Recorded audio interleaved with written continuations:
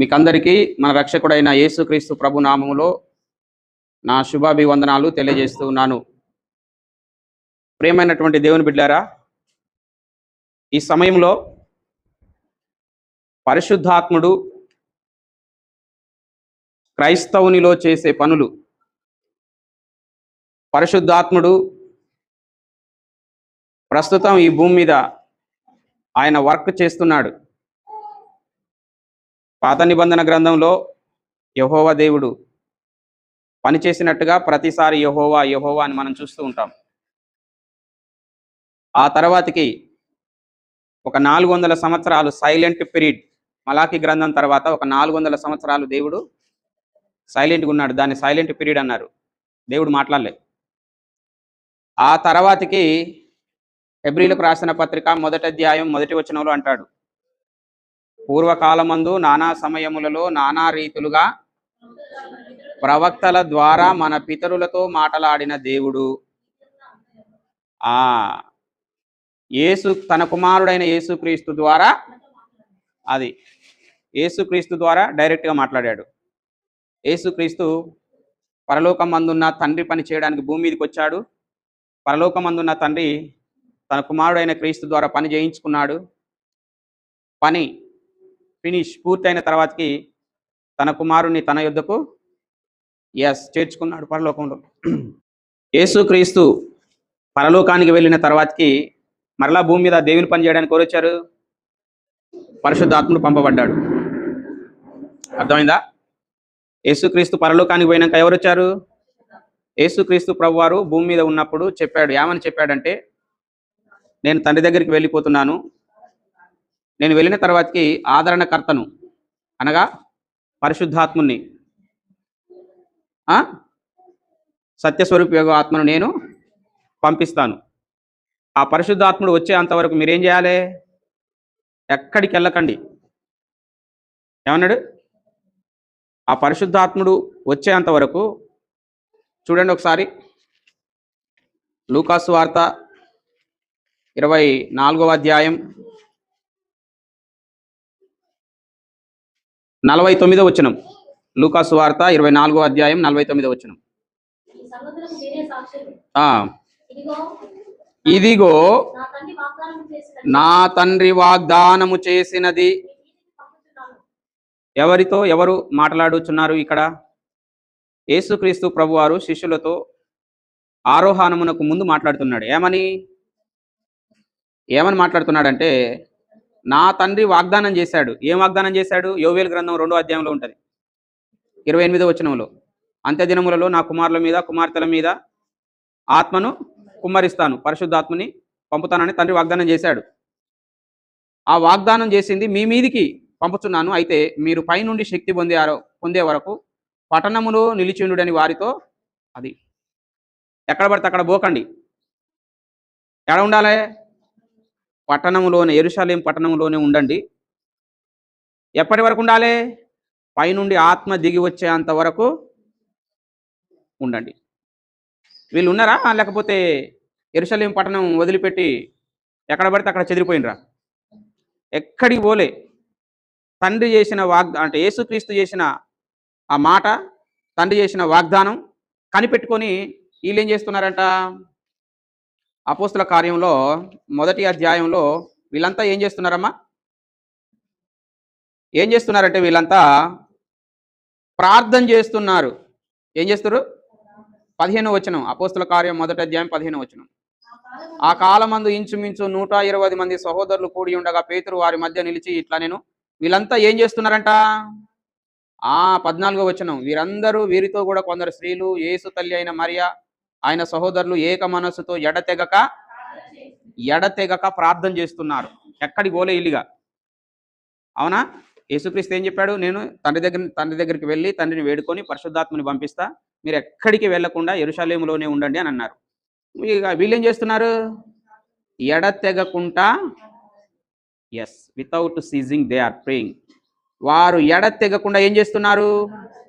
ప్రార్థన చేస్తున్నారు. అయితే ఇప్పుడు ఒక ప్రశ్న అడుగుతాం మిమ్మల్ని.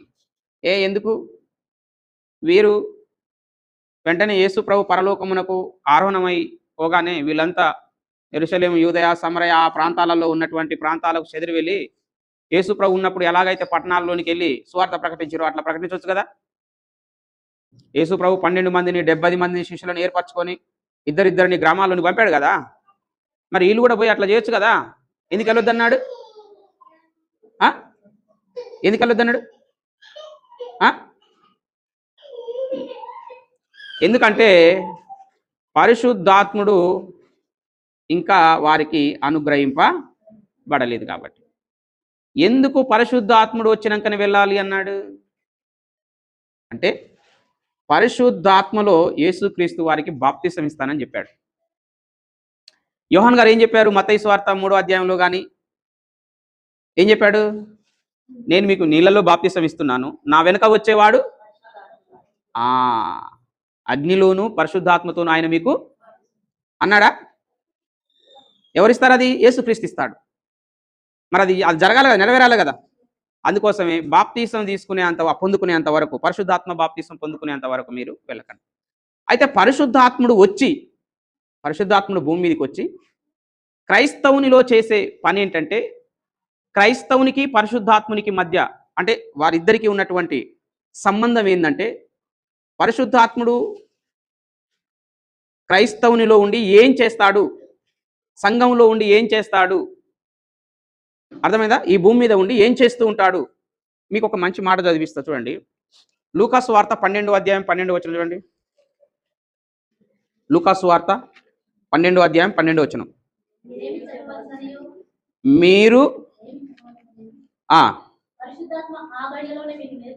మీరు ఏం చెప్పవలసినదియు పరిశుద్ధాత్మ ఆ గడియలోనే మీకు నేర్పును.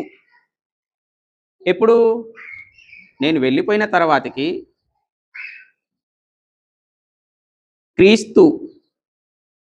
క్రీస్తును ద్వేషించేటువంటి వాళ్ళు, క్రీస్తును అంగీకరించినటువంటి వాళ్ళు, లోకంలో ఉన్నటువంటి వాళ్ళు మిమ్మల్ని ఏం చేస్తారంటే కొడతారు, హింసిస్తారు, సభలకు అప్పజెప్తారు, మీరు చెదిరిపోతారు, అధికారుల యొద్దకు ఈడ్చుకొని పోబడతారు. అయితే మీరు అప్పుడు ఏం చెప్పాలి అని ఆలోచించకండి. అర్థమైందా? మీరు సువార్తకి వెళ్ళేటప్పుడు ఇప్పుడైనా సరే, అప్పటి నుంచి ఇప్పటి వరకు సువార్తకి వెళ్ళే వారికి ఎన్ని ఆటుపోట్లు, ఎన్ని హింసలు, ఎదురుదాడిలు, దూషణలు, కొట్టడం, చంపడం ప్రపంచ వ్యాప్తంగా మనం ఎన్ని చూడట్లేం? చనిపోయే వాళ్ళు చనిపోతున్నారు, సువార్త సేవ చేసేవాళ్ళు. ఇప్పుడు మొన్న ఒక సహోదరుని ఫ్రెండ్స్తో మాట్లాడుతుంటే బలవంతంగా మత మార్పిడి చేసిరని వాడిని కొట్టుకుంటూ తీసుకోపోతారు రోడ్డు మీద ఒక వ్యక్తిని. ఆ వ్యక్తిని చూసి సువార్త ప్రకటించే వాళ్ళు ఆగుతున్నారా? నార్త్ ఇండియాలో వ్యక్తులను చంపేస్తున్నారు, కోడిని అడింపందులను కాల్చినట్టు కట్టెల మీద మనుషులను నిప్పంటించి కాల్చేస్తున్నారు. అది వీడియోలలో వస్తున్నాయి, చూస్తున్నాం. అది చూసి భయపడి సువార్త మానేస్తున్నారా పాస్టర్లు? అర్థమైందా? మానేస్తున్నారా? ఎందుకు మానేరు? వీరిలో ఉన్నది ఎవరంటే పరిశుద్ధాత్ముడు. ఈ పరిశుద్ధాత్ముడు అధికారుల యొద్దకు మీరు వెళ్ళినప్పుడు కానీ, ఎవరితోనైనా ఏమైనా మాట్లాడుతున్నప్పుడు కానీ, ఏం మాట్లాడాలనో ఎవరు నేర్పిస్తారంట? మీలో ఉండి పరిశుద్ధాత్ముడు నేర్పిస్తాడంట. పరిశుద్ధాత్ముడు నేర్పిస్తాడు. సపోజ్ ఇక్కడ ఉండి నేను మాట్లాడుతున్నా, లేకపోతే పెంతెకోస్తు పండుగ నాడు పేతురు గారు మాట్లాడుతూ ఉన్నాడు, అర్థమైందా? ఫిలిప్పు మాట్లాడుతున్నాడు నపుంసకునితో, అపోస్తుడైన పౌలు మాట్లాడుతున్నాడు ఫేస్తుతో, ఈనాడు నేను మాట్లాడుతున్నా, ఇంకెంతో మంది సేవకులు మాట్లాడుతున్నారు. బైబిల్ పట్టుకున్న వాడు ఇష్టానుసారంగా కాదు మాట్లాడేది. ఎవరు మాట్లాడిపిస్తారు? అందుకే ఇక్కడికి వచ్చి ప్రార్థన చేస్తాం, తండ్రి నేనేం బోధించాలో నాకు ఆత్మ సహాయాన్ని దయచేయి నాయనా, నీ ఆత్మ సహాయం చేత మాట్లాడుటకు నీ ఆత్మ చేత నడిపించు, నీ ఆత్మ చేత నన్ను పలికించు అని ప్రార్థన ఎందుకు చేస్తున్నావు?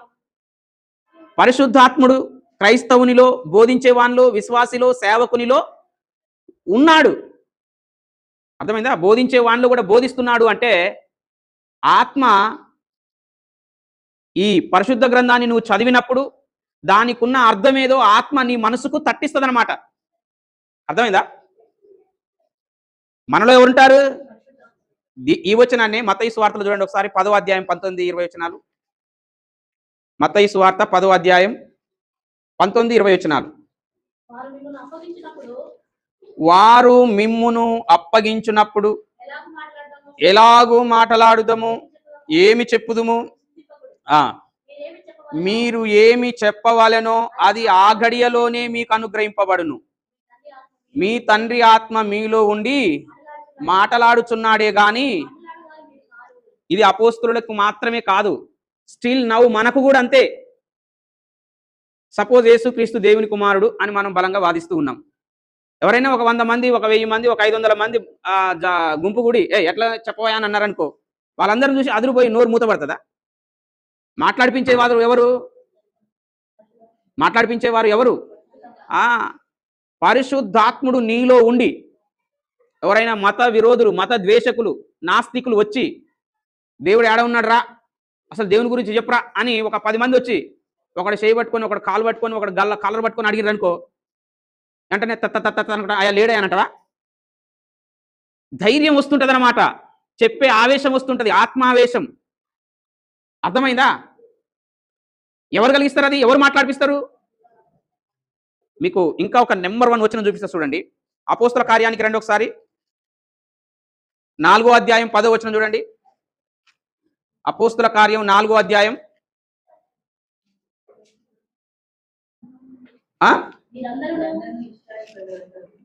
అపోస్తల కార్యం 6వ అధ్యాయం 10వ వచనం. 6వ అధ్యాయం మాటలాడుటయందు అతడు అగపరిచిన జ్ఞానమును, అతనిని ప్రేరేపించిన ఆత్మను. ఎవరాళ్ళు? ఎవరు ఇక్కడ మాట్లాడుతుంది? స్టెఫన్ మాట్లాడుతున్నాడు. 9వ వచనం నుంచి మనం చదివితే ఇక్కడ ఉంటది. లిబేర్తియా అనబడిన సమాజములోను, కురేనియుల సమాజములోను, అలెగ్జాంద్రియుల సమాజములోను, కిలికియా నుండి, ఆసియా నుండి వచ్చిన వారిలోను కొందరు వచ్చి స్టెఫనుతో రకరకాల మనస్తత్వం కలిగిన వారు, రకరకాల సామాజిక వర్గం నుండి వచ్చిన వారు ఎవరితో వాదిస్తున్నారంట? స్టెఫనుతో. ఒక జాతికి చెందిన ప్రజలు గారు వాళ్ళు. ఎవరు వాళ్ళు? తిబేర్తియా సమాజం, కురేనియా సమాజం, అలెగ్జాంద్రియా సమాజం, కిలికియా సమాజం, ఆసియా రకరకాల నుండి వచ్చిండ్రు. ఎవరిని చుట్టుముట్టిండ్రు? స్టెఫన్ను చుట్టుముట్టిండ్రు.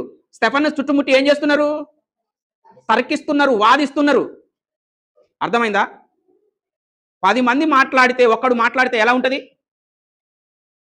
మనం కింద గూడెంలో మీటింగ్ పెట్టాలనుకున్నప్పుడు నేను, హనుమంత్ గారు కొంతమంది మాట్లాడుతున్నాం. ఎంతమంది వచ్చారు అక్కడికి? మీటింగ్ పెట్టొద్దన్న వాళ్ళు, మత ద్వేషకులు ఎంతమంది వచ్చారు? చాలా మంది, గుంపు వచ్చారు. వాళ్ళు ఎక్కువ మంది ఉన్నారు, మేము ఎంతమంది ఉన్నాం? 2 3 ఉన్నాం. అర్థమైందా? కానీ మనోళ్ళు చాలా గంభీరంగా మాట్లాడారు. అంటే అయ్యగారు వాళ్ళు అంతమంది ఉన్నా కూడా మరి ఈ స్టెఫన్ ఎందుకు భయపడతలేడు అయ్యగారు అంటే, స్టెఫన్ కాదు, లోన ఒకరు ప్రేరేపిస్తున్నారంట, లేపుతున్నారంట స్టెఫన్. ఎవరాలు? అది వాదించుతుంటే, వాదోపవాదాలు, తర్కం జరుగుతుంటే, ఏసే క్రీస్తు, ఏసే మెస్సయ్య, ఏసే దేవుని కుమారుడు అని వాదిస్తుంటేనంట, వాళ్ళంతమంది ఉన్నప్పుడు ఒక్కడేం చేస్తాడమ్మా? మామూలుగా 2 3 తన్నుకుంటారు అనుకో, వాళ్ళు ఒక 10 మంది ఈడు ఒక్కడే ఏంటంటే గెలుస్తాడా? ఇప్పుడు పోరగాన్లు, స్కూల్లో పిల్లలు కానీ, కాలేజీలో పిల్లలు కానీ, లేకపోతే ఆడవారి పంచాయతీలో కానీ ఒక 10 మంది ఒక సైడ్ ఉండి ఒక్కరు ఒక సైడ్ ఉంటే గెలుస్తారా? పొట్టుగాని కొట్టేస్తారు. తర్వాత కంటారు, ఏమంటారు? అరే వాళ్ళు 10 మంది వీడు ఒక్కడా ఎట్లయితాడా అంటారా? కానీ స్టెఫన్కు ఎంతమంది ఉన్నారు? ఒకడే. కానీ ఏం రాయబడింది అక్కడ చూడండి. మాటలయందు స్టెఫను అగుపరిచిన జ్ఞానమును, స్టెఫన్ను ప్రేరేపించిన ఆత్మను ఎదిరింపలేక ఉన్నారు. జనాభా లెక్కలో గుంపులుగా పందులు, అడిపందుల సైన్యం ఉన్నట్టు ఉన్నారు కానీ స్తెఫను అగుపరిచిన జ్ఞానం అందు వాళ్ళు ఏం చేశారంట? నిలవలేకపోయారంట. అందుకని యేసుక్రీస్తు ప్రభువారు అన్నారు లూకాసు వార్తలో, మీ విరోధులను ఎదురాడుటకును అవుననుటకును కాదనుటకును మీకు వీలు కాని జ్ఞానమును నేను అనుగ్రహిస్తాను అని అన్నాడు. విరోధులను ఎదురాడుటకు, ఏ విరోధులు? దేవుని జ్ఞానానికి విరోధంగా వచ్చే ఎంతటి జ్ఞానాన్నైనా తలదన్నేటువంటి జ్ఞానాన్ని నేను మీకు ఇస్తాను. వాడు పిహెచ్డి చేసిండు కదా, వాడు ప్రొఫెసర్ కదా, వాడు సైంటిస్ట్ కదా, విద్యావేత్త కదా, లోకంలో పండితుడు కదా, నథింగ్. ఆత్మజ్ఞానం ముందు నథింగ్. ఎవడు నిలబడలేడు. ఆత్మజ్ఞానము ముందు ఎవడు నిలబడలేడు. స్టెఫను మాటలాడుతుంటే అక్కడ ఎవరి పై చేయిగా ఉందమ్మా?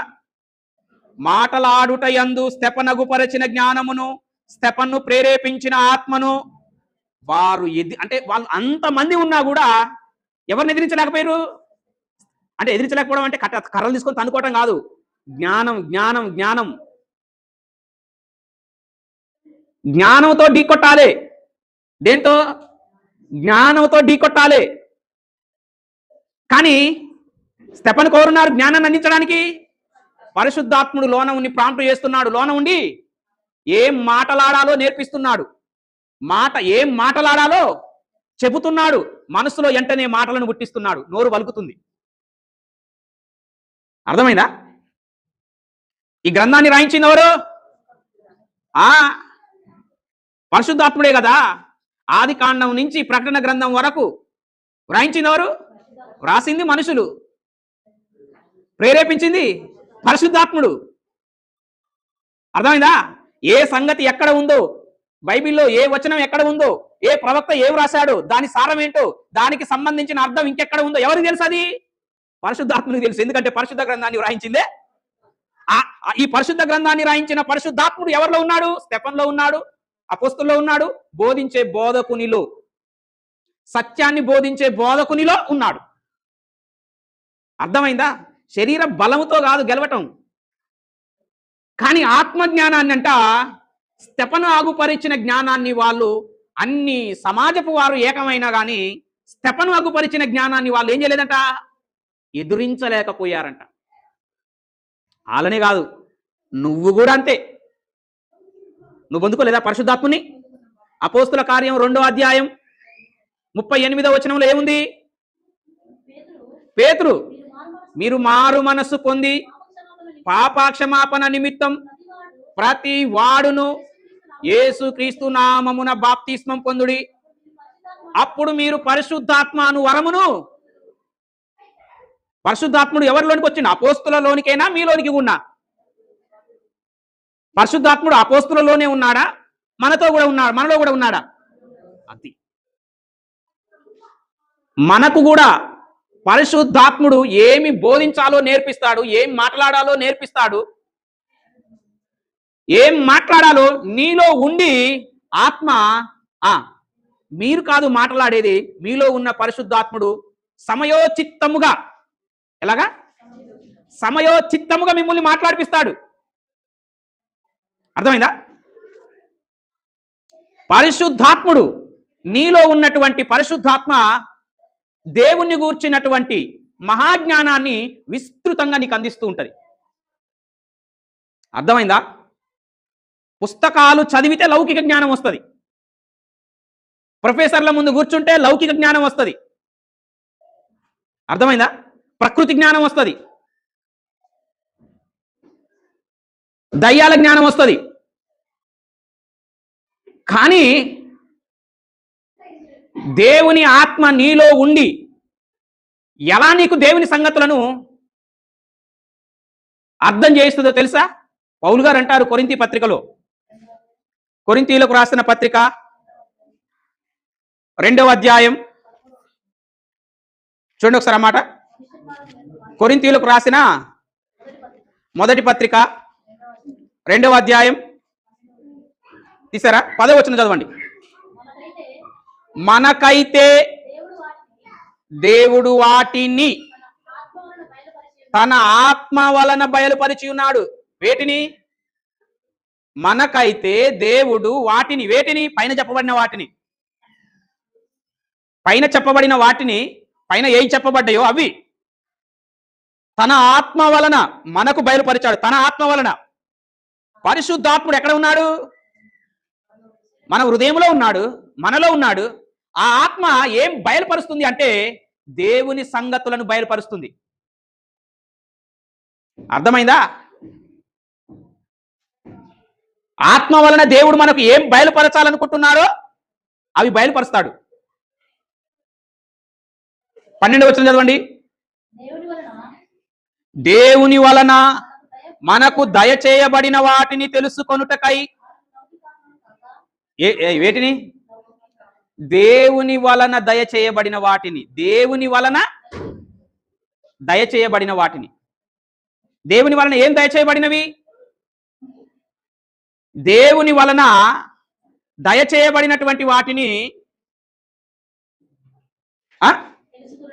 దేవుని వలన దయచేయబడిన వాటిని తెలుసుకొనుట కొరకై మనం ఏ ఆత్మనమ్మా? లౌకిక ఆత్మను కాక. ఏం దయచేశాడు దేవుడు? పేతురు రాసిన 2వ పత్రిక 1వ అధ్యాయం 3వ వచనంలో అంటాడు,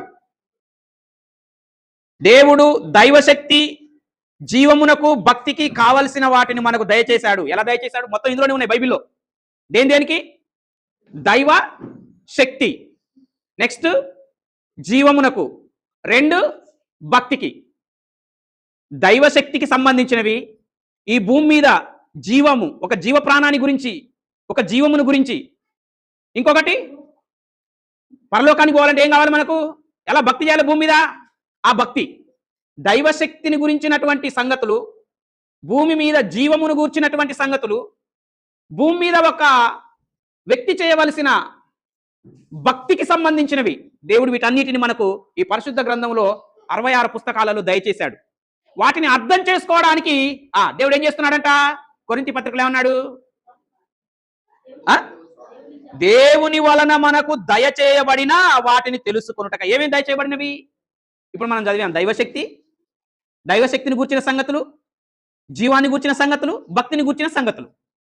ఈ 66 పుస్తకాలలో దేవుని శక్తి ఏంటో తెలియజేస్తున్నవి. 66 పుస్తకాలలో జీవం ఎలా ఉద్భవించిందో 66 పుస్తకాలు చెప్తున్నవి. నువ్వు ఒక భక్తిపరుడు భక్తి ఎలా చెయ్యాలో 66 పుస్తకాలలో ఉంది.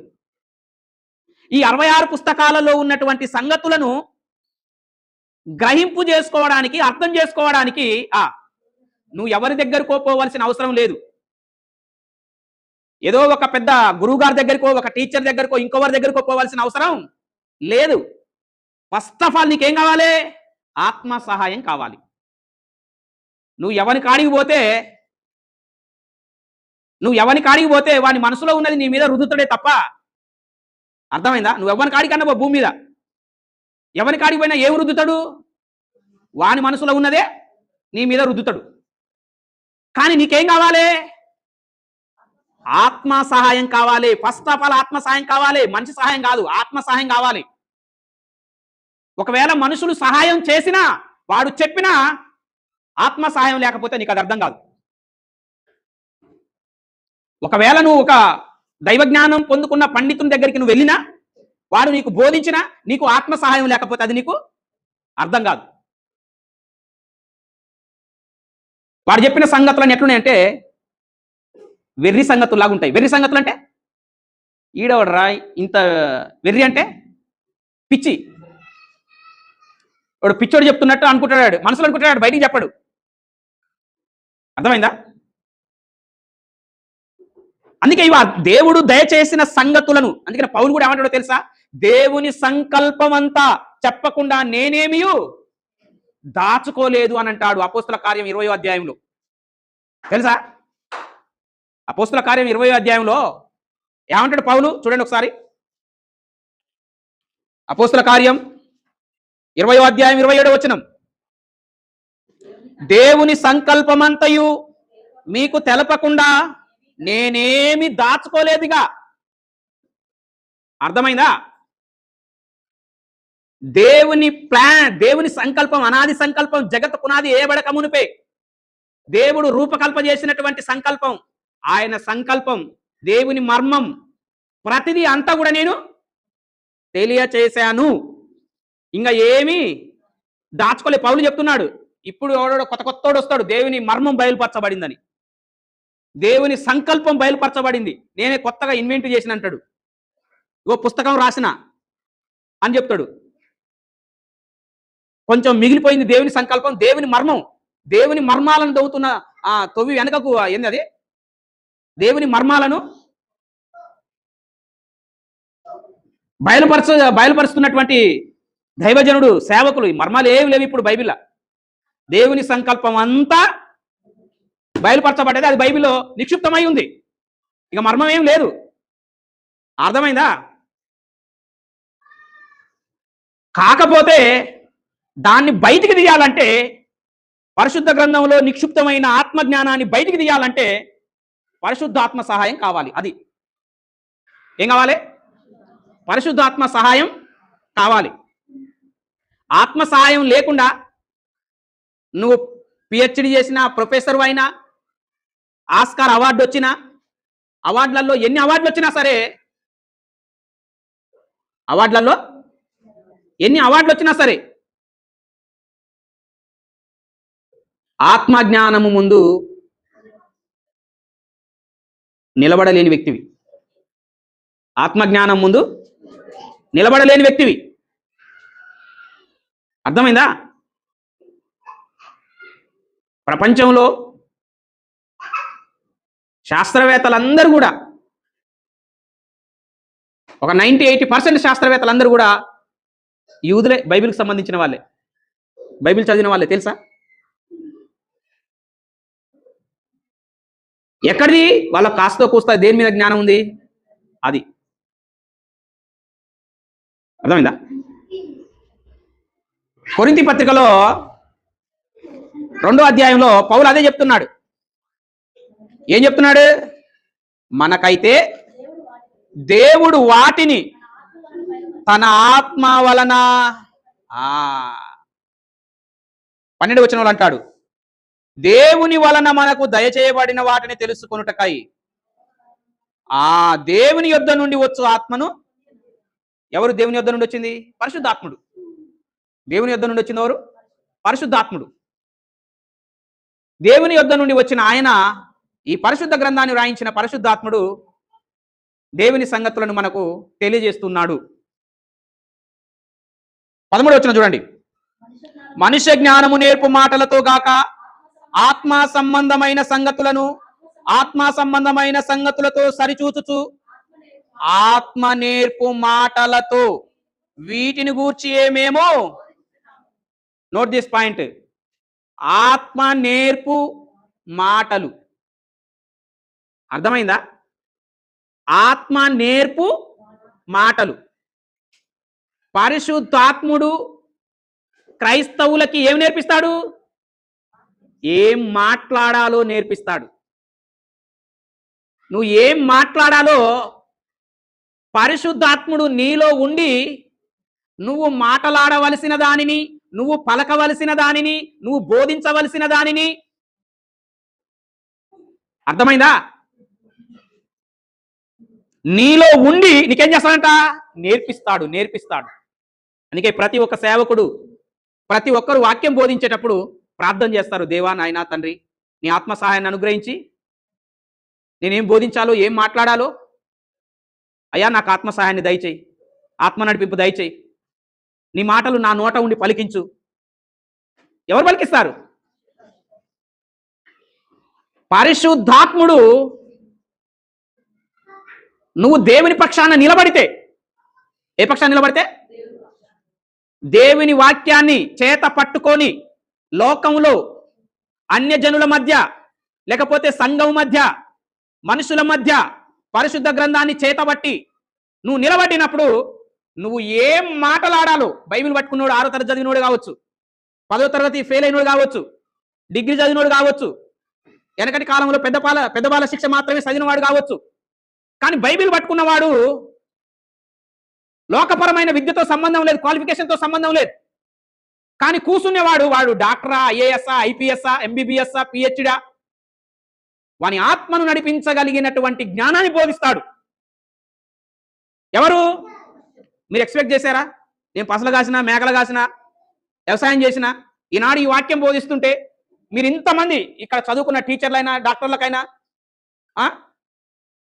యూనివర్సిటీలో ప్రొఫెసర్లకైనా నేను వాక్యం చెప్తాను అనుకున్నానా? వాళ్ళకంటే ఎక్కువ చదివానా? నేను చదవలేదు. కానీ బోధించగల జ్ఞానం ఎక్కడి నుంచి వచ్చింది? ఆత్మ ఏం మాట్లాడాలో ఏం చేస్తుందంట? నేర్పిస్తుంది, పలికిస్తుంది, బోధిస్తుంది దేవుని సంగతులను. అందుకే బ్రదర్ ఏంది ఆయన తప్పుపడుతున్నవేంది బ్రదర్? ఆయన MA English literature brother, Hindi pandit brother, Greek pandit brother. అర్థమైందా? నాకు తెలిసిన కొంతమంది ఉన్నారు ఇక్కడ చదివితే English training, Hindi Bible training, Telugu Bible ట్రైనింగే. ఒక ఆయన గ్రీక్ బైబిల్ ట్రైనింగ్ చేసిన వాళ్ళు ఉన్నారు. Hebrew training, Hebrew Bible original Hebrew నేర్చుకొని హీబ్రూ బైబిల్ ట్రైనింగ్ చేసిన వాళ్ళు ఉన్నారు అవుట్ ఆఫ్ బోయ్. ఆత్మ జ్ఞానం లేకపోతే నువ్వు హీబ్రూలో బైబిల్ ట్రైనింగ్ చేసినా, గ్రీక్ లో బైబిల్ ట్రైనింగ్ చేసినా, ఇంగ్లీష్ లో బైబిల్ ట్రైనింగ్ చేసినా, తెలుగులో బైబిల్ ట్రైనింగ్ చేసినా ఏముండాలి? పరిశుద్ధాత్ముడు నీలో ఉండి నీకు సహాయం చేస్తే పరిశుద్ధ గ్రంథం అర్థమవుతుంది తప్ప గాని. అర్థమైందా? లేకపోతే లోకపరమైన క్వాలిఫికేషన్స్ నీ పేరు కింద వేసుకొని పబ్లిసిటీ చేసుకోవడానికి పనికొస్తాయి తప్ప అవి దేనికి పనికిరావు. పరిశుద్ధాత్ముడు నీలో ఉండి ఏం చేస్తాడంటే నేర్పిస్తాడు, దేవుని సంగతులను నీకు బయలుపరిపిస్తాడు. ఇంకొకటి ఏంటంటే ఆత్మ నిన్ను ప్రేరేపిస్తుంది. మాట్లాడు. ఇక్కడ 1000 మంది ఉన్నారు కదా, నేను ఎట్లా మాట్లాడాలి? ఇక్కడ 500 మంది ఉన్నారు కదా, ఎట్లా మాట్లాడాలి? నాకు స్టేజ్ ఫియర్ ఉంది. స్టేజ్ ఫియరు, మనుషుల భయం, సావు భయం. అమ్మో యేసుప్రభు గురించి చెప్తే మరి సావు కొడతారేమో, సావు భయం. అర్థమైందా? ఇవి ఉండవు. అది లోన ఉండి ఏం చేస్తుందంట? ప్రేరేపిస్తుంది. ఏం ప్రేరేపిస్తుంది? సత్యం చెప్పు, సావు. ఏమంటది? సత్యం చెప్పు, సావు. అర్థమైందా? ప్రేరేపిస్తుంది ఆత్మ. అందుకే దేవుని ఆత్మ సహాయం ఉంటే అది నీలో ఉండి నిన్ను మాట్లాడిపిస్తుంది, నిన్ను ప్రేరేపిస్తుంది దేవుని కోసం మాట్లాడమని, దేవుని తరపున నిలబడమని, దేవుని పక్షమున వాదించమని, దేవుని పక్షాన దేవుని కోసం కొట్లాడమని. అదేం చేస్తుందంటే ఆత్మ, పరిశుద్ధాత్ముడు నీలో ప్రేరేపిస్తాడు, దేవుని సంగతులను నీకు నేర్పిస్తాడు. అర్థమైందా? మనుషులు పొద్దుగులు చెప్పిన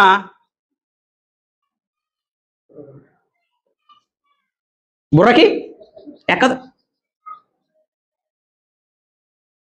ఈ ఎత్తున నేను పొద్దుగులు చెప్పినా మీకు బుర్రకి ఎక్కదు. అది ఎక్కాలి అంటే, అది ఫలించాలి అంటే, అది మీకు గ్రహింపు కావాలి అంటే మీలో ఏముండాలమ్మా? యోహాను సువార్త చూడండి ఒకసారి. యోహాను సువార్త 16వ అధ్యాయం చూడండి ఒకసారి. యోహాను సువార్త, యేసుక్రీస్తు ప్రభువారు ఈ 16వ అధ్యాయంలో శిష్యులకు చెప్తున్నారు, మీరు అభ్యంతర పడవద్దు, కలవరపడవద్దు, నేను తండ్రి దగ్గరికి వెళ్ళటం మీకు మంచిది. ఎందుకంటే నేను తండ్రి దగ్గరికి వెళితే ఎవరు వస్తారు? ఆదరణకర్త వస్తాడు, పరిశుద్ధాత్ముడు వస్తాడు. వచ్చి ఏం చేస్తాడు? నేను వెళ్ళకపోతే ఆయన రాడు, నేను వెళ్తేనే వస్తాడు. 8వ వచనం చూడండి ఒకసారి. యోహాను సువార్త 16వ అధ్యాయం 8వ వచనం. పరిశుద్ధాత్ముడు వచ్చి పాపమును గూర్చియు, నీతిని గూర్చియు, తీర్పును గూర్చియు మనుష్యులను, లోకం అంటే ఎవరు? లోకం అంటే ఎవరమ్మా? నేను చదువుతా వినండి. పరిశుద్ధాత్ముడు వచ్చి పాపాన్ని గూర్చి, నీతిని గూర్చి, తీర్పును గూర్చి మనుష్యులను ఒప్పుకొనజేయును. మనుషులను నీవు వాక్యం బోధిస్తూ ఉంటే, దేవుని ఆత్మను కలిగి దైవజనుడు దేవుని మాటలను పలుకుతూ ఉంటే, వినేవారిలో విశ్వాసం పుట్టాలన్నా, వినేవారు తమ పాపాలను, నేను పాపినని గ్రహించి తమ పాపాలను ఒప్పుకోవాలన్నా, రాబోయే తీర్పు ఉందని ఆ తీర్పును కూడా వారి మనసులలో ఒప్పింపజేయాలన్నా, ఎవరు పని చేయాలి? ఎవరు పని చేయాలి? పరిశుద్ధాత్ముడు పని చేయాలి. పరిశుద్ధాత్ముడు పని చేయాలి. అర్థమైందా? అపోస్తుడైన పౌలు ఫెలిక్స్కి చెప్తున్నాడు వాక్యం. ఎవరు చెప్తున్నాడు? ఫెలిక్స్కి చెప్తున్నాడు. దేని గురించి? రాబోయే తీర్పు గురించి, ఇంకా మృతుల పునరుత్థనం గురించి చెప్తూ ఉంటే ఏమన్నారు? ఫెలిక్స్ అయినా అగ్రిప్పరాజు అయినా వాళ్ళు ఏమన్నారు? భయపడ్డారంట. భయపడి ఏమన్నారో తెలుసా? ఇప్పటి వరకు, ఈ రోజు వరకు సౌలా, ఈ రోజు వరకు నీ ప్రసంగం ఆపు, మరలా నెక్స్ట్ సారి నీ ప్రసంగం నేను ఇంటా అని అన్నా. వాక్యం విన్నప్పుడు ఒక వ్యక్తిలో ఎందుకు భయం అవుతుంది? పాపం చేసిన వాళ్ళు. పేతురు, అపోస్తుడైన పేతురు పెంతెకోస్తు పండుగ దినాన ప్రసంగం చేస్తూ ఉంటే ఆ వాక్యం అంట విన్నటువంటి వారి హృదయాలలో ఏమైందమ్మా? గుచ్చుకపోయిందంట. హృదయం గుచ్చుకపోయిందంట. హృదయం నొచ్చుకుంది అంటే, మనసు నొచ్చుకుంది అంటే బాధ అవుతుందా? బాధ కాదా? ఎవరైనా మీ ఇరుగు పొరుగు వారు కావచ్చు, మీ బంధువులు కావచ్చు, తోడబుట్టిన వాళ్ళు కావచ్చు, రక్త సంబంధులు కావచ్చు, దూరపు బంధువులు కావచ్చు, ఏదైనా ఫంక్షన్లో కానీ లేకపోతే ఏదైనా మాట విషయంలో కానీ మీ మనసు నొచ్చుకుంటే, మీ హృదయం నొచ్చుకుంటే, గాయం అయితే పోతారా? బాధపడతారా? బాధపడరా? అది కాదు, లోక సంబంధమైనది కాదు. ఇక్కడ పేతురు ప్రసంగం చేస్తుంటే 3000 మంది హృదయాలలోకి ఏమైందంట? పొడవబడ్డారంట, నొచ్చుకున్నారంట, బాధపడ్డారంట. అంటే పరిశుద్ధాత్ముడు అక్కడ ఏం చేస్తున్నాడు? పని చేస్తుండు. అంటే వాక్యం బోధించే వ్యక్తిలో ఏం బోధించాలో అతనిలో ప్రేరేపణ కలిగిస్తున్నాడు. వినే వ్యక్తిలో ఏం చేస్తున్నాడంటే వారిని పాపాన్ని గురించి ఒప్పింపజేస్తున్నాడు. వెంటనే 3000 మంది ఏమన్నారు తెలుసా? అయ్యా మేమేమి చేయవలెను అని అన్నారు. అన్నారా లేదా?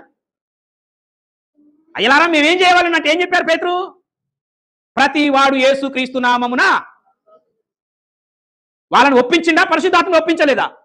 పాపాన్ని గూర్చి, నీతిని గూర్చి, రాబోయే తీర్పును గూర్చి నువ్వు ఒక వ్యక్తి, దైవజనుడు, ఒక విశ్వాసి, ఒక క్రైస్తవుడు, యేసు ప్రభు శిష్యుడు వాక్యం చెప్తుంటే వినే వాణిలో పరిశుద్ధాత్ముడు పనిచేస్తాడు, ఒప్పింపజేస్తాడు వాడిని. అరే నువ్వు పాపం చేసినవురా. నీతిని గూర్చి, పాపాన్ని గూర్చి. కొంతమంది వాక్యం వింటారు, వాక్యం విన్నాక ప్రార్థనలో చాలా మంది ఏడుస్తూ ఉంటారు. కారణం ఏంటి? ఆరాధనలో ఏడుస్తూ ఉంటారు, వాక్యం విని ప్రార్థనలో ఏడుస్తూ ఉంటారు. కొత్త సంవత్సరం నాడు 31st నైట్ చాలా మంది ఏడుస్తుంటారు. అయ్యా ఈ సంవత్సరం అంతా ఏం చేసినా? చాలా సార్లు తప్పిపోయినాయా అని ఏడుస్తుంటారు. 31st నైట్ ఎందుకు ఏడవాలి? చెప్తాడు ఆ రోజు వాక్యం ఏమని? ఎన్ని పాపాలు చేసినా దేవుడు ఈ సంవత్సరం ఇచ్చిండు, మరో కొత్త సంవత్సరం నీకు దయచేస్తున్నాడు మరో గంటలో. 31st నైట్ ఇదే కదా ప్రసంగం. ఇక ఈ సంవత్సరాన్ని నీ జీవితంలో దేవుడు అదనంగా ఇస్తున్నాడు. ఈ సంవత్సరం అన్న మారు, ఇన్ని సంవత్సరాలు పాపాలు చేసినావు, పాత సంవత్సరంలో పాపాలని వదిలిపెట్టు. అర్థమైందా? అనేవరకే ఒక్కసారి మన మనసు ఆ సంవత్సరం మళ్ళీ పోయిన డిసెంబర్ 31st కానించి వీడికి రివ్యూ కొడుతుంది. రివ్యూ కొట్టే వరకే ఏమనిపిస్తుంది మళ్ళీ? అప్పుడు నిజమే కదా, ఇక ఏమేమి పాపాలు చేసినారో ఒకసారి ఫ్లాష్ అలా వస్తుంటాయి స్క్రీన్ మీద. మనం ఫోన్ చేస్తుంటాం, అది ఫోన్ చూస్తుంటాం, వాట్సాప్, యూట్యూబ్ చూస్తుంటాం. చూసేటప్పుడు ఏంటంటాం? ఇలా ఇలా ఇలా ఇలా స్క్రోల్ చేస్తున్నా చేయమా. అలా ఈ సంవత్సరంలో ఏం చేసినాం అన్ని 31st నైట్ వస్తున్నాయి. ఇక అయ్యగారు ప్రార్థన చేస్తారు. ఈ వాక్యాన్ని బట్టి మీరు మారు మనసు పొందండి అని కళ్ళు మూసుకోవడానికి అయ్యగారు ప్రార్థన చేస్తారు. అయ్యా ఈ బిడ్డల హృదయాలను నా తండ్రి మీరు తాకండి, ఇదిగో ఈ పాత సంవత్సరంలో చేసిన పాపాలను క్షమించండి అనేవారికి ఇక ఏడుస్తారు వీళ్ళు. ఆ వాక్యం కూడా అట్నే ఉంటది. వాక్యం విన్నప్పుడు ఆ వాక్యాన్ని మనిషిని ఒప్పింపజేసేది. ఫిలిప్పు పోయాడు, ఆత్మ చెప్పేది ఫిలిప్పు ఇక్కడ పో, ఒక నపుంసకుడు వస్తున్నాడు, వాక్యం చెప్పుకో, ఎదుర్కో, ఆ రథాన్ని ఎదుర్కొని వాక్యం చెప్పు అని చెప్పింది ఆత్మ. ఈయన పోయి వాక్యం చెప్పాడు.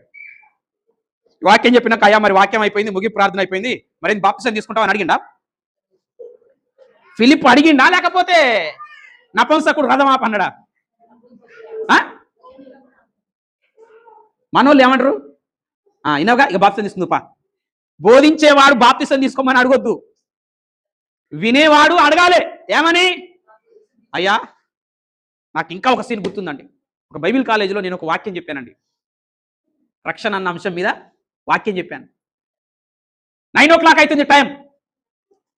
ఎంత అవుతుంది? 9 అవుతుంది. వాక్యం చెప్పిన హాఫ్ అన్ అవర్ వాక్యం చెప్పినది హాఫ్ అన్ అవరే. ఆ వాక్యం విన్నాక ఆ బైబిల్ క్లాస్లో ఒకడు నాకు ఇప్పుడు బాప్టిజం కావాలని ఏడుస్తుండు. ఒరే ఇదేందిరా, ఇది బైబిల్ ట్రైనింగ్, పొద్దున్న లేస్తే బైబిల్ ట్రైనింగే. ఉదయం నుంచి సాయంత్రం 5 గంటల వరకు బైబిల్ క్లాసే నడుస్తుంది. నువ్వు ఇన్ని రోజులు వాక్యం రోజు క్లాసులు జరుగుతూనే ఉన్నాయి, ఇప్పుడు నైట్ బాప్టిజం తీసుకుంటా అని ఏడుస్తున్నావు, ఇదేంద్రా అంటే, లేదు నాకు భయం అవుతుంది, నాకు బాప్టిజం కావాలని ఏడుస్తాడే. వాడు బైబిల్ కాలేజ్ స్టూడెంటే, బైబిల్ కాలేజ్ రన్ అవుతుంది. అరే పొద్దున్నే తీసుకుందు లేరా అంటే, పొద్దుటి వరకు నేను బతుకుతానో సస్తాను, అంత సాగు భయం వచ్చింది. ఇదేందిరా, ఇన్ని రోజులు సైలెంట్గా బైబిల్ కాలేజీలో కూర్చున్నావు. ఆయన నన్ను పిలిచిండు, సారు ఏమయ్యా మార్కు ఏం వాక్యం చెప్పినావు, ఆ వాక్యం చెప్ప నాకు అని అంటాడు. ఏం వాక్యం చెప్పిన సార్, నేను రక్షణ గురించి చెప్పిన సార్ అన్న. మరి రక్షణ గురించి చెప్తే రోజు ఇది బైబిల్ కాలేజ్, అది ఉదయం నుంచి సాయంత్రం వరకు ఇది ఏమిట్టుండు, ఇప్పుడు బాప్టిజం తీసుకుంటాను ఏడుస్తుండు అని అంటే, ఆత్మ ఆత్మ నిన్ను ఒప్పిస్తుంది. ఏం చేస్తుంది? ఒప్పిస్తుంది. ఒకవేళ ఆత్మ ఒప్పించినా కూడా ఒప్పుకోకపోతే ఎవరో తెలుసా? వాడిని ఏమన్నారో తెలుసా? పరిశుద్ధాత్ముడు తన భాషలో ఏమన్నారో తెలుసా? వాడిని ఏమన్నారమ్మా? మూర్ఖులు. పరిశుద్ధాత్ముడు ఏమన్నాడు? పరిశుద్ధాత్ముడు ఏమన్నాడు అటు వారిని అంటే, మూర్ఖులు. అపోస్తుల కార్యం 2వ అధ్యాయం 40వ వచనం.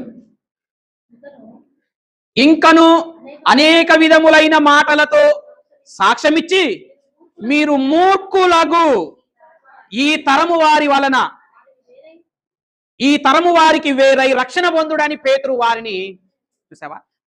అంటే ఆత్మ చెప్పుతున్నా కూడా, ఆత్మ ఒప్పిస్తున్నా కూడా, నీ తప్పును ఒప్పుకో అని ఆత్మ నిన్ను గద్దిస్తున్నా, యేసు ప్రభుని నువ్వు నమ్ముకో అని ఆత్మ నిన్ను గద్దిస్తున్నా, సత్యమైన వాక్యం ఇదే, దీన్ని నువ్వు నమ్ము అని లోన ఆత్మ నిన్ను ఒప్పిస్తున్నా. అర్థమైందా? పరిశుద్ధాత్ముడు సత్యమైన వాక్యం నువ్వు విన్నప్పుడు ఆత్మ నీలో ఉండి చెప్తుంది, ఇది నిజమైన వాక్యం, దీన్ని నమ్ము అని చెప్తుంది. అది చెప్పుతున్నా కూడా నువ్వు నమ్మకపోతే ఆత్మ పరిశుద్ధాత్ముడు అట్టి వారిని ఏమంటున్నాడు? మూర్ఖుడు. ఏమంటున్నారు? మూర్ఖుడు. అంటే పరిశుద్ధాత్మ లోన ఉండి చెప్పుతున్నా కూడా పరిశుద్ధాత్మ మాట వినట్లేరంటే, పరిశుద్ధాత్మ లోన ఉండి ఒప్పిస్తున్నా కూడా వీడు బయటికి ఒప్పుకోవటం లేదంటే, ఈమె బయటికి ఒప్పుకోవటం లేదంటే మూర్ఖులు. మొండికేసిన మొండోళ్ళు మూర్ఖులు. ఆ దేవుని వాక్యం విన్నప్పుడు ఆ వాక్యం నీలో ఏం చేస్తుందంటే ఒప్పింపు తీసుకొస్తా, నిన్ను ఒప్పింపజేస్తుంది. నేను ఒప్పుకోవడానికి నేను ఒప్పుకోమని చెప్తుంది. ఏది సత్యం, ఏది అసత్యం, ఏది నిజం, ఏది అబద్ధం. నీ పాపాన్ని గురించి కూడా పరిశుద్ధాత్ముడు ఏమంటాడో తెలుసా? ఒప్పుకో. అది అననీయ సప్రాలు కూడా ఏం జరిగింది? లోన ఉండి పరిశుద్ధాత్ముడు చెప్తున్నాడు ఎవరికి? అననీయ, నీ డబ్బులు నాశనం అయిపోను, నిజం ఒప్పుకోరా అని చెప్తుంది. అంటే లోన ఉండి పరిశుద్ధాత్ముడు నిజం ఒప్పుకో ఒప్పుకో ఒప్పుకో ఒప్పుకో అని ఏం చేస్తుంది? నెట్టేస్తుంది నిన్ను బయటికి. కక్కురమయ్య, నీ దండం పెడతా, చేపల కూర కక్కుతావు, తులకల కూర కక్కుతావు,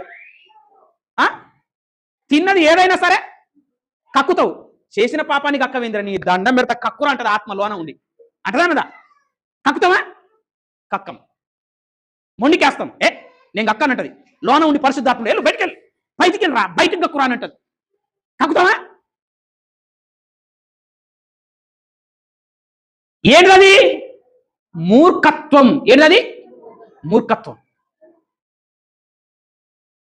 రెండోది ఏంటంటే పరిశుద్ధాత్ముడు నిన్నేం చేస్తాడంటే ఒప్పింపజేస్తాడు, సత్యాన్ని ఒప్పుకోమని చెప్తాడు.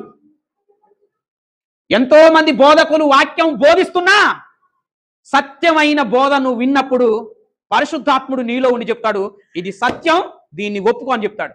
కానీ మనకు పైపైన ఉన్నటువంటి సంబంధాలను బట్టి, పైపైన ఉన్నటువంటి వాక్యాన్ని బోధించే వాళ్ళ అనుబంధాలను బట్టి సత్యాన్ని ఒప్పుకోనని వాళ్ళు ఎంతో మంది ఉంటారు.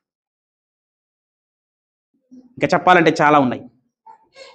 ఇంకొకటి సరే మీకు కొన్ని షార్ట్గా చెప్పేస్తాను. యోహాను సువార్త 16వ అధ్యాయం 13వ వచనంలో ఇంకేం చేస్తాడు పరిశుద్ధాత్ముడు?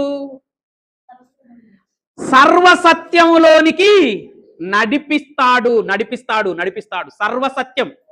అమ్మా 66 పుస్తకాలలో ఉన్న వాక్యాలన్నీ సత్యమే. సర్వసత్యం ఏంటంటే యేసుక్రీస్తు దేవుని కుమారుడని నమ్మడమే సర్వసత్యం. అంతకు మించి ఏమీ లేదు సర్వసత్యం. నేను ఒకటే మాటలు చెప్పాను, ఎందుకంటే నా టైం అయిపోయింది అక్కడ, కాబట్టి ఒకటే మాటలు చెప్పేసిన. సర్వసత్యంలోనికి నడిపిస్తాడు పరిశుద్ధాత్ముడు. ఏంటా సర్వసత్యం అంటే యేసుక్రీస్తు దేవుని కుమారుడు అని నమ్మటమే సర్వసత్యం. అంటే ఇక నువ్వు సత్యం సత్యం సత్యం సత్యం సత్యం అని నువ్వు ఎంత సత్య పరిశోధన చేసినా ఏంది సర్వసత్యం ఏంది? అదే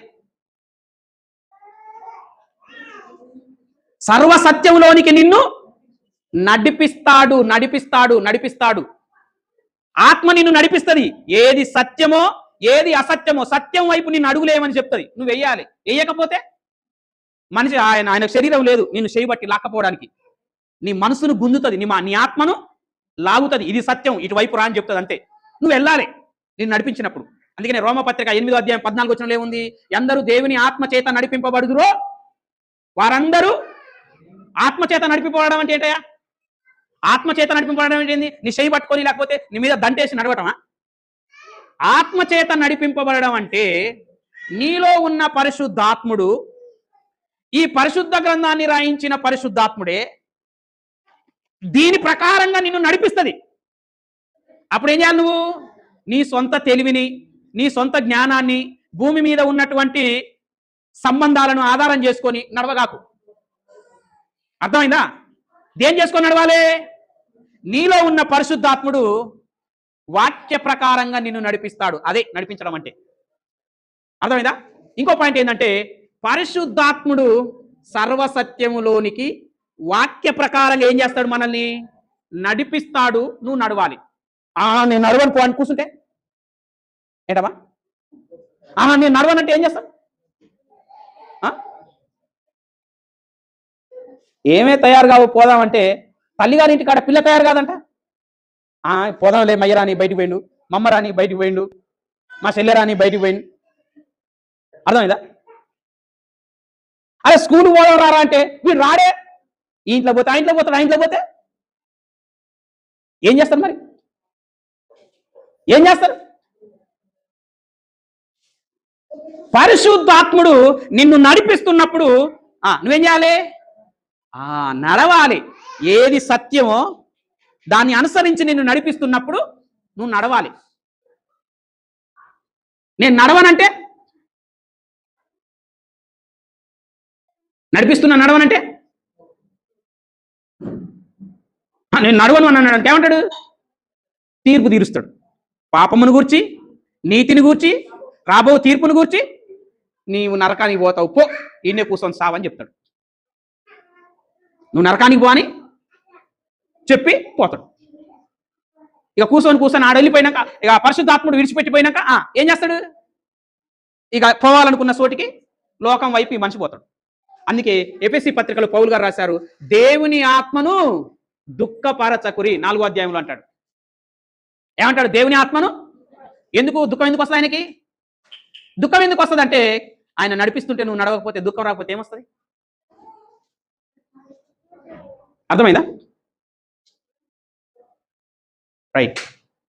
ఇంకొకటి ఏంటంటే పరిశుద్ధాత్ముడు నడిపించటమే కాదు, నీకు ఇంకొక పాయింట్ ఏంటంటే పరిశుద్ధాత్ముడు నీకు సహాయం చేస్తాడు. ఇదొక పాయింట్ చెప్పి ముగిచ్చేస్తాను. పరిశుద్ధాత్ముడు ఏం చేస్తాడు? నీకు సహాయం చేస్తాడు. రోమీలకు రాసిన పత్రిక 8వ అధ్యాయం 26వ వచనం చూడండి ఒకసారి. రోమీలకు రాసిన పత్రిక 8వ అధ్యాయం 26వ వచనం చదవండి ఒకసారి. అటువలే ఆత్మయు మన బలహీనతలను చూసి, అది ఏం చేస్తున్నాడమ్మా? బలహీనతలను చూసి సహాయం చేస్తున్నాడు. బలహీనత అంటే ఆత్మీయంగా ఏదో ఒక బలహీనత ఉండొచ్చు నీకు. ఆ బలహీనతలో నీకు సహాయం చేసేటప్పుడు నువ్వేం చేయాలి? బలపడాలి. అర్థమైందా? బలం లేదు, నీ చేయి పట్టుకొని నిలబెట్టిండు, నువ్వు నిలబడాలి. చేయి బట్టి లేబట్టినా, 2 సంకళ్ళల్లో చేతులేసి పైకి నిలబెట్టినా, ఆహా నేను కూలబడతా అంటే ఎట్లుంటది? పరిశుద్ధాత్ముడు నీకేం చేస్తున్నాడంటే, నీ బలహీనతలు చూసి, ఒక్కొక్కరికి ఏమేమి బలహీనతలు ఉన్నాయో పరిశుద్ధాత్మకి తెలుసు. ఆ బలహీనతలలో సహాయం చేస్తున్నాడు. ఆ బలహీనతను విడిచిపెట్టి బయటికి రావాలి, ఆ బలహీనతలో నుండి బయటికి రావాలి. శరీరపరమైన పాపపు అలవాట్లే బలహీనతలు. ఒక్కొక్కరికి ఒక్కొక్క రకాల శరీర పాపాలు ఉంటాయి, ఆ పాపాలే బలహీనతలు. నీకు సహాయం చేస్తున్నాడు బయటికి రమ్మని. నేను బయటకు వస్తా కానీ ఆ వాటిని కూడా సంఘపెట్టుకొని వస్తా, వదిలిపెట్టుకొని రానంటే, నీకు బలహీనతలో పరిశుద్ధాత్ముడు సహాయం చేస్తున్నాడు. నువ్వు ఆ బలహీనతను వదిలిపెట్టి రా, ఆ పాపాన్ని వదిలిపెట్టి బయటికి రా, నేను సహాయం చేస్తున్నాను, సహాయం చేస్తున్నాడు. నువ్వు వాటిని విడిచిపెట్టి రావాలి. నేను వెంట తీసుకొని సంఘానికి వస్తా, వాటిని వెంట పెట్టుకొని ప్రార్థనకు వస్తా, వాటిని వెంట పెట్టుకొని ఇంటికి పోతా. అప్పుడు పరిశుద్ధాత్ముడు ఏం చెప్తాడంటే, వాటిని వెంట పెట్టుకొని నరకానికి పో అని చెప్తాడు. ఏమంటాడు? వాటిని వెంట పెట్టుకొని నరకానికి పో. బలహీనతలో దేవుడు సహాయం చేస్తున్నాడు. ఎలాగా? పరిశుద్ధాత్మ ద్వారా. అర్థమైందా? ఆ బలహీనతలను విడిచిపెట్టి నువ్వు బలవంతుడవి కావాలి, బలవంతుడవి కావాలి, బలవంతుడవి కావాలి, బలవంతురాలువి కావాలి. అర్థమైందా? సహాయం చేస్తున్నాడు. ఇంకా పరిశుద్ధాత్ముడు చేసే పనులు చాలా ఉన్నాయి. సమయాన్ని బట్టి నేను కొన్ని చెప్పాను. కళ్ళు మూసుకొని ప్రార్థన చేస్తాను.